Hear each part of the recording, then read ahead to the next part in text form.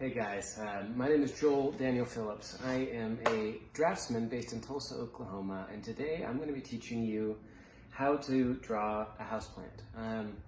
So this is actually a two-part video tutorial. The first part, if you haven't watched it yet, my good friend Gabrielle Schmitz did a really amazing and heartfelt talk about why drawing is important, particularly now. And so if you haven't watched that yet, I would recommend to put a pause, go back in the feed and watch Gabrielle's amazing talk about drawing and its importance in this moment. Once you've done that, come back and I'm going to walk you guys through how to draw a houseplant. And so this is what I'm going to be drawing today. This is a cactus that I already have spines all over my hands just from bringing it to my studio.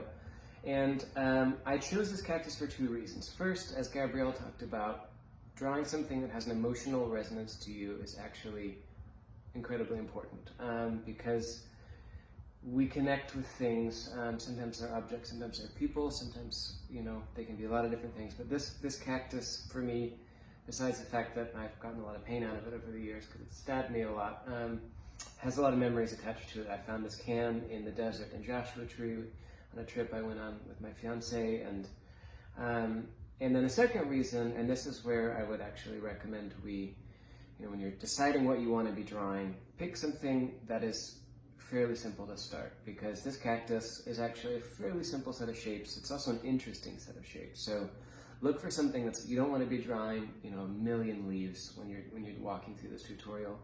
You want something that is a relatively simple shape. And if you don't have a houseplant that fits that bill, pick a different object. Pick something that means something to you. But something, again, that has that resonance and is also an interesting but relatively simple shape. And now we're going to walk through how to draw it. Okay, so I have got the three tools you are going to need and a sheet of paper. And in front of me, there's actually the cactus, but you should be able to see that over here on the side. So the three tools are pencils, pen, and some sort of eraser that can be just like a normal pencil on the end of the pencil, or if you've got fancier stuff like me, this is actually a soft rubber eraser that I use in my studio all the time. As far as pencils, I would recommend for the starting point, actually a lighter weight pencil if you have an H or a 2H or something like that, because we're actually going to erase all these lines at the end when we switch to pen. However, I am going to be using a heavyweight pencil so that you can see it from above. So the first part of any drawing process is the block in. And this is a technique that basically simplifies what you're seeing in front of you by breaking it down into easily identifiable shapes to start with, to get kind of the general proportion. So looking at my can, I've actually got basically a rectangle that is the base of the can. And then this big old funky guy on the left here is kind of this weird shape that goes up like yay, and then comes down like that. This other guy over here is kind of a shape that goes like this. And this, at this point, we're just doing this really quickly and easily here. I'm gonna kind of reshape the can edge here. And you'll notice I'm using straight lines at this point in the process, even though these are actually all curves.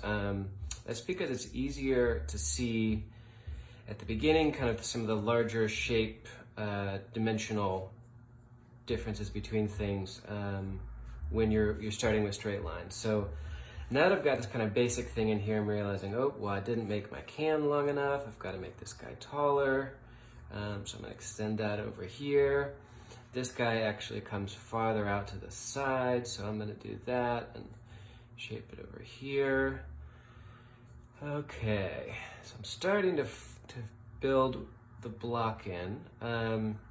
And now I'm going to actually erase a little bit of these so I can work on top of it. Hopefully you can still see as I start to make this real. So once we get to this point where you kind of are satisfied with these geometric shapes, this is where we're going to start fine-tuning and creating the actual underdrawing. And my process basically is it's called a block-in, and the idea is that you're going to look and see what are the actual shapes and build more or less a wireframe model with pencil lines here. So that is, going to be something like this. We've got this edge here with that nice cast shadow.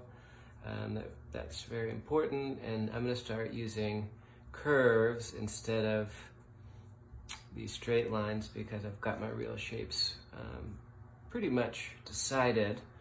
And something that I actually think about a lot as I'm working through this is I'm looking not just at what this shape is here, but I look at the edges of things, and I break things down in my own process into where it amounts to negative shapes. So, for example, right here in the middle, I'm looking at that kind of crescent moon shape that exists in between the edge of this cactus here and the edge of the lid that's sticking up behind the second cactus. And then over here, we've got kind of this rabbit ear shape that's on the other side of that.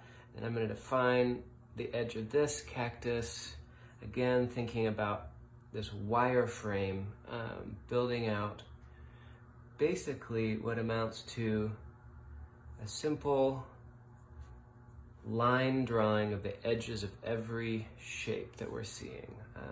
So we've got this guy here in front. This can, the bottom edge of the can is slightly more round than the top of the can because perspective. We're actually looking slightly down at this bottom edge. Hopefully you can see that on the side there as well. And this is where I've basically got my block in more or less complete. This is a pretty messy one, and I've made it darker than I would recommend. However, you should be able to see it from your angle there. And again, I don't know if I mentioned this at the beginning, all of these lines we're actually going to be erasing. So this is a process that when we get to the end, we are going to erase everything but the pen. And so I'm going to clean this up a little bit here just so you can see it a little bit better.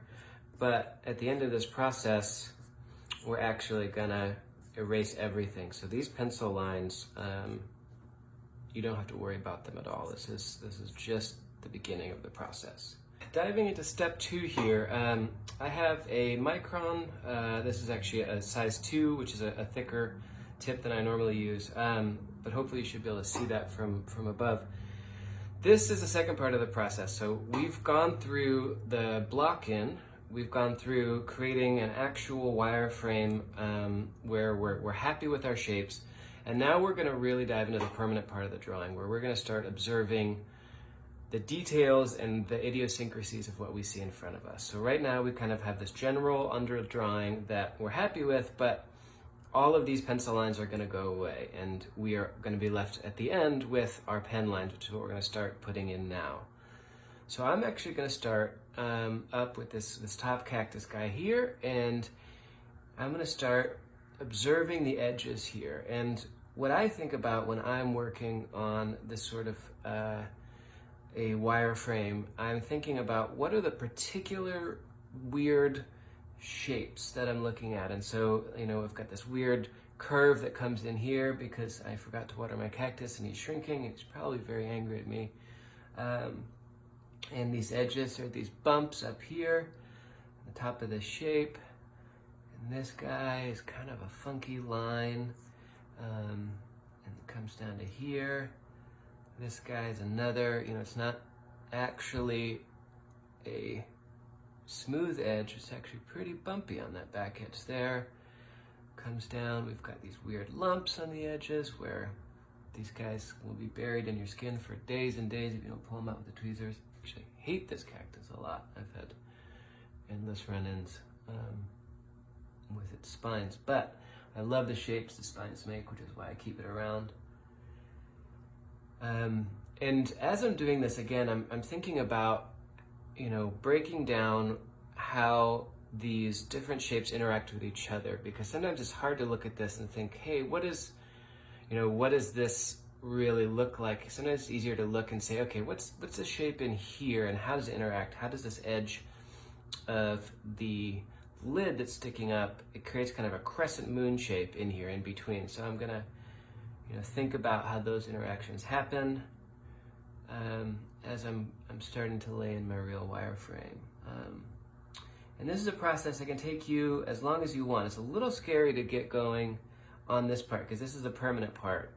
Up to this point we've been doing things that were all erasables, all in pencil, but this for me is the most fun part because you're committing, the pen is kind of making its own decisions, it's creating its own little moments. And when I'm drawing something, especially something organic, I'm actually not too worried about accuracy. I'm more worried about what is the feel of this texture in these shapes. These cactus bumps are kind of lumpy, and so I'm slightly exaggerating some of these moments when I'm drawing it here because I want to get the sense of the cactus. I'm more worried about that than I am about making this cactus exactly like what I see physically in front of me. The edge of this can, I'm going to actually make it a little rougher than it really is. There's a secondary lip here. So we're going to go around like that. And then get these straight edges nice and clean. Here, this bottom lip, coming around, and then we've got this lip on the bottom from a nice rusted tin can. And at this point now, I'm starting to really get a sense of, exactly how this is starting to feel.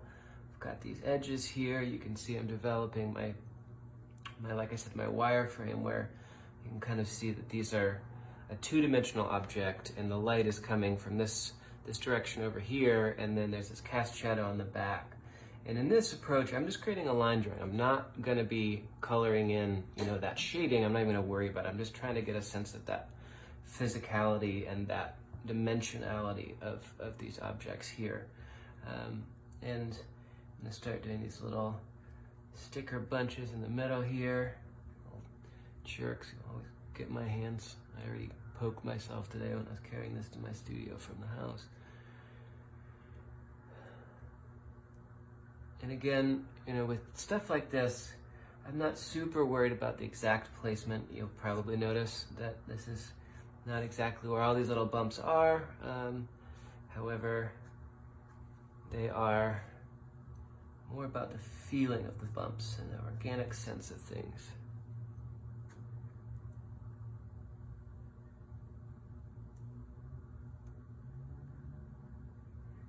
And this is a point in the process where you should be having a lot of fun with it. You're getting into the textures of it. There's that kind of wrinkliness, the sharp pokiness of it.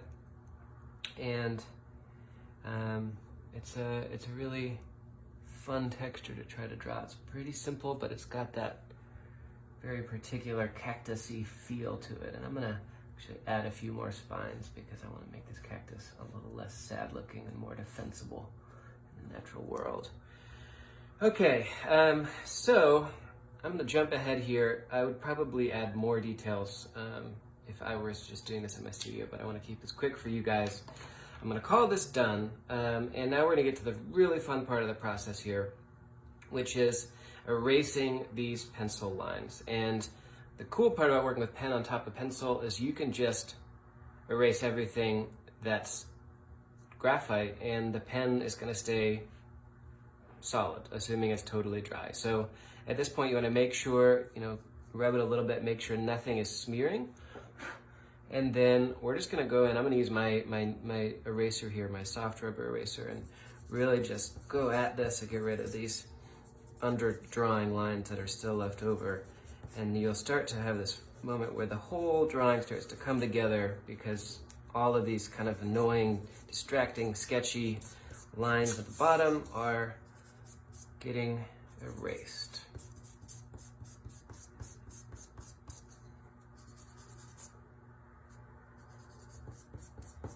And that's about as good as I'm going to be able to get it because I used a heavier weight pencil. Again, that's a reason for you to use a lighter weight pencil because it'll actually erase at the beginning, but I was trying to make something you guys could see. So for me, some of this clutter is just going to stay. It's never going to go away. So that's basically the process. Again, it's a 3-step process. It starts with your block in where you use those very, very general shapes and straight line drawings. You then move to a tighter under drawing again with a light pencil. And then finally, over the top, you use your pen and then erase it when you're done. And that was it. I hope you guys got something out of it, and I hope you stay safe and sane and treat each other well out there.